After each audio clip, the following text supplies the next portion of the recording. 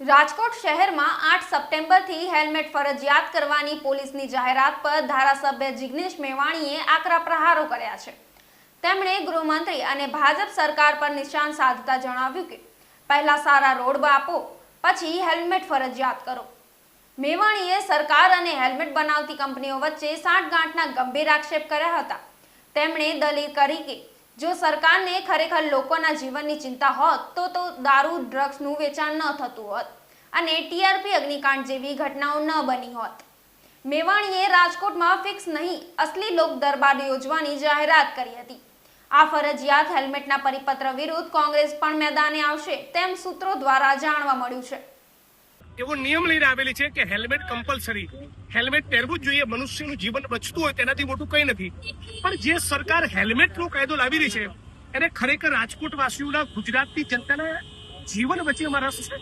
જેવું હોત તો આટલા બધા દારૂ નાટા ના ચાલતા હોત, આટલા જુગાર નાટા ન ચાલતા હોત, આટલા કુટણખાડા રાજકોટ શહેરમાં ન ચાલતા હોત, આટલો દેહ વ્યાપાર ન ચાલતો હોત, રાજકોટ શહેરની અંદર એમડી ડ્રગ્સ ના આવી હોત અને અગ્નિકાંડ જેવી ઘટના ન બની હોત।